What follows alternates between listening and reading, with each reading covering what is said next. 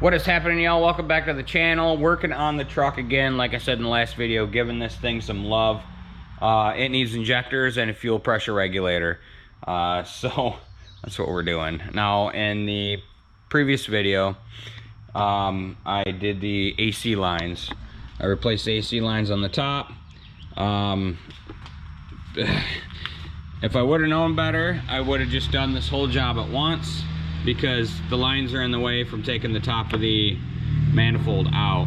So basically what I'm gonna do is remove the serpentine belt, unplug the compressor and the sensors, and then unbolt the compressor, and then fold the lines and everything and lay them over here out of the way.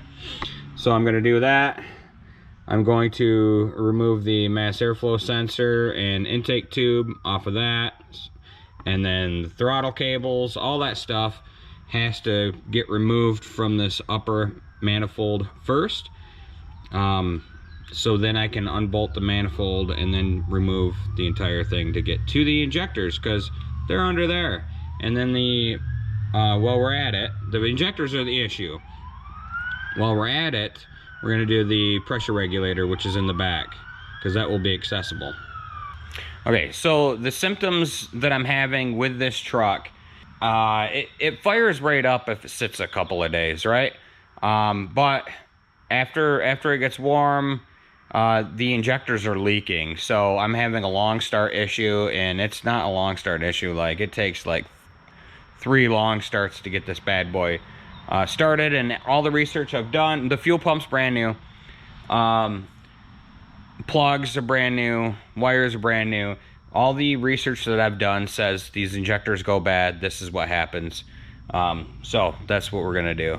So without further ado, I'm gonna start just disconnecting everything around the engine bay so I can get that upper manifold off. All right, little update for you guys. I took the AC, threw it over there. Definitely found a nest for sure.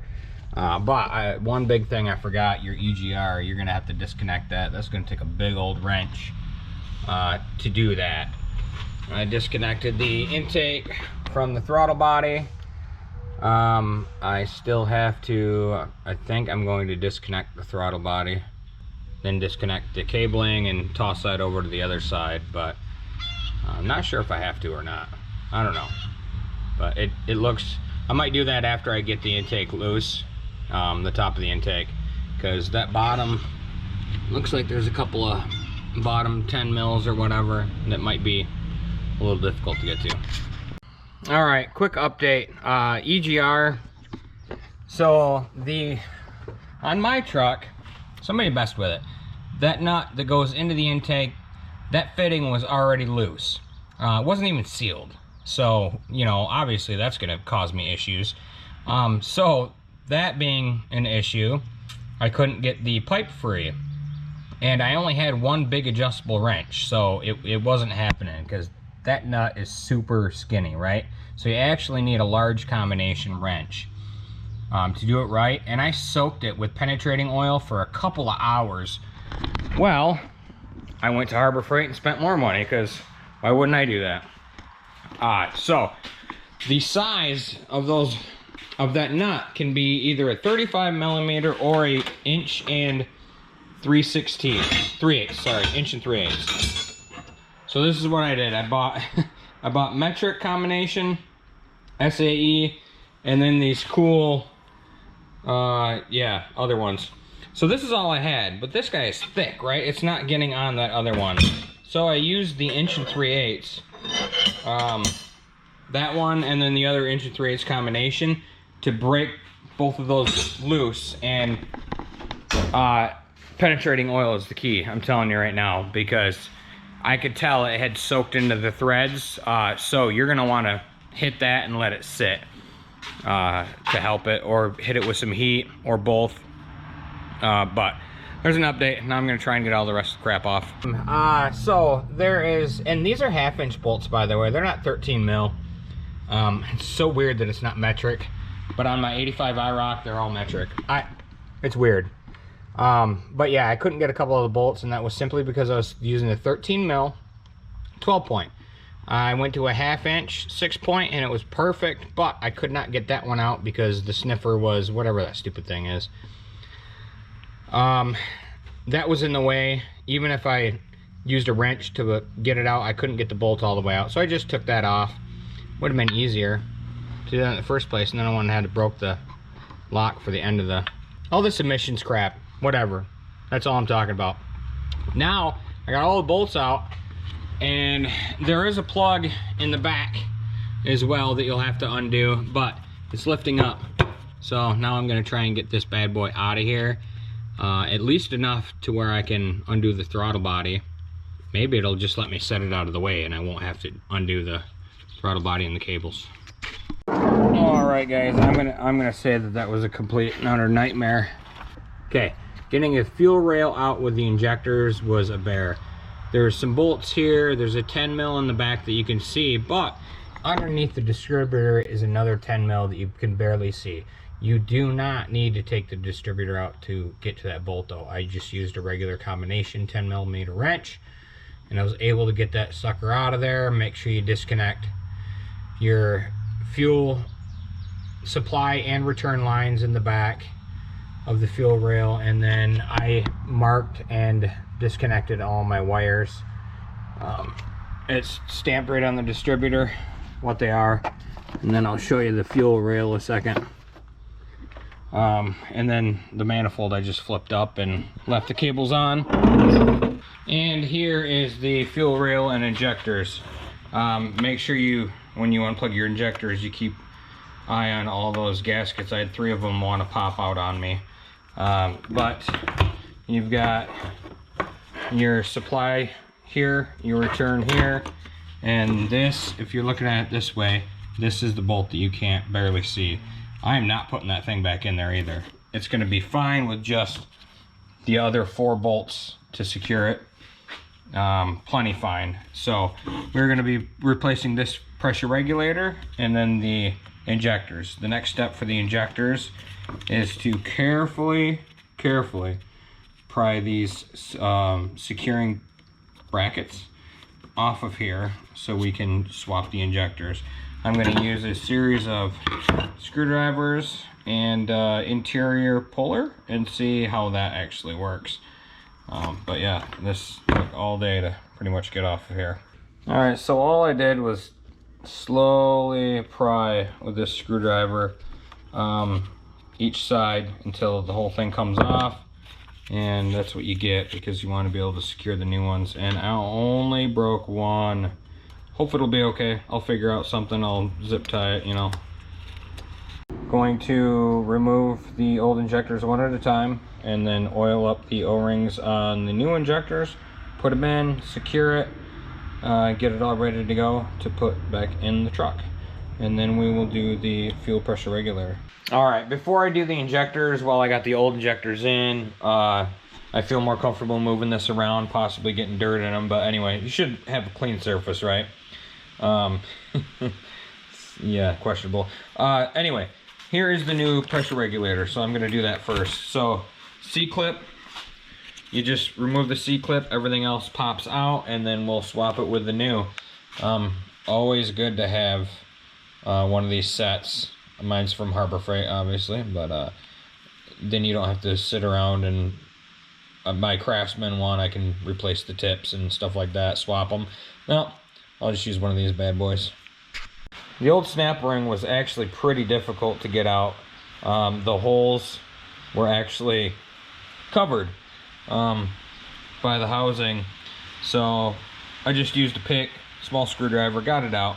But then you pull the regulator out itself, and then the screen came out after that, and then you got the O-ring between the screen and the regulator, and then another teeny O-ring at the bottom. That's what it looks like, empty. And then we're gonna put, this is the new unit, we're gonna put that back in, starting with the tiny O-ring, and then the screen, and then the regulator. Essentially, this should just push right in.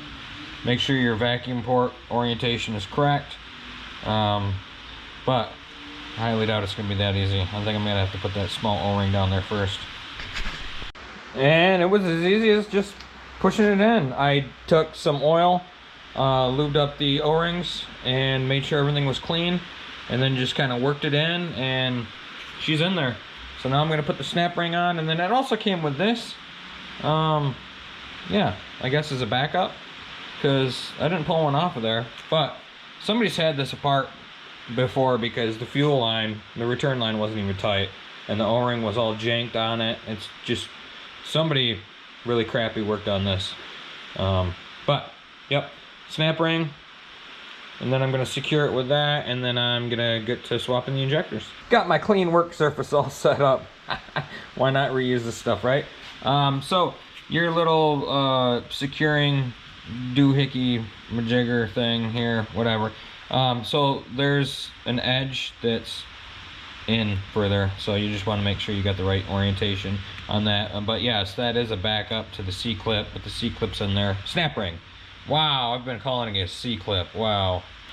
Next, one injector at a time. Make sure you oil your O-rings so they go in nice and smooth, and yeah, clean work surface. All right, so when I pulled the old injectors out, the O-rings stayed in, so it's very helpful to have a pick. Get the old O-rings out. I oiled up the top O-rings. I did clean the ports out as well before I put the new ones in. So injectors are replaced, fuel pressure regulator is replaced. I'm going to put the harness, injector harness, back on now. Make sure everything is secured and in one piece before I put it back on the truck, which it's raining out, so yeah, not in a hurry. I did forget to mention putting your keepers back on. If you look at the top of the injector, there's a notch right there. That's pretty much all you can see what's left. You just slide it into that notch, just like that. That's it. Obviously my broken one, I'm going to put that back on there, and I'm going to zip tie it as part of the harness. But yeah, just be careful when you're doing it. Don't break them. It is all back together. Nice shiny pressure regulator on there. Fuel injectors all plugged in. Zip ties are back where they're supposed to go. And then the injector that was broke. Well, so this one here, this guy here, the plug's broke, so I just loosely but snug enough to hold the plug on, did a zip tie there. I can't talk today, what the heck. And then this one here, I just wrapped a zip tie around the fuel rail, and that kept the bracket secure. So now I am going to bring it over. We're gonna get ready to put it in the truck, and then I am right before I put it in the truck, I'm gonna oil the bottom O-rings and make sure everything goes in nice and easy. All right, guys, so this is everything that goes wrong. So I did get that. I went down to auto value and got an O-ring for the return line that was smashed and twisted from the previous person, but map sensor, it was broke. So now I need to go find one of these guys. Hopefully somebody's got it. But yeah, just check stuff out while you're under here, because you don't want to do this again. All right, guys, this has been a nightmare. The fuel supply line, the flare fitting, the actual nut was stripped. I don't know if I did it, or regardless, the nut got stripped, so I took that line out of the truck, went down, got a repair kit and compression fittings, and fixed it. But that took several hours. I had to take the injectors back out of the rail and everything else. Now and it was leaking, so I just hooked up the fuel lines, primed the fuel pump again, and there's 0 leaks this time, so we're good to go. But I'm like 6 hours behind now because of that. So that's what's going on now. I'm gonna start putting stuff back together. I got everything put back together. I haven't started it yet. I just kind of relaxing and enjoying the fact that it's all back together, and hope it works, because that was tough. All in all, you know, it would have taken me, if everything went right, probably would have taken me, I don't know, 4 to 6 hours. And I think it's taken me 10, something like that maybe. But you don't anticipate these problems, especially somebody else's shoddy work, minus the cross threading or the strip threads of the fuel line, because that could have been me completely. But there was a lot of bad stuff on here. Now that it's back together, I feel confident that I can do it again pretty quickly. But man, like, my body's shot laying over this hood and everything. So yeah, enough talking. I believe I got everything plugged back in and put back together. So hopefully it works. All right, guys, there you have it. I am happy to say that fixed the long start issue. Man, what a job though. Hopefully my video with all the stuff showing you what can go wrong helps you guys out. Make a good decision. If you're driven to do this, you can do it, no problem. You have to have patience. I don't have them, and I still did it. But yeah, patience is a big thing. So but now this thing's gonna start up every time for me, and I'm not gonna have to worry about it when I'm out hauling wood. So hopefully this video helps you guys out. I'll link everything in the description below that I can, that pertains to this video. Injectors, fuel pressure regulator, all the AC components, anything I've done with this truck will be down in the description below. Don't forget to like, share, and subscribe. It really helps the channel. And until we meet again, later.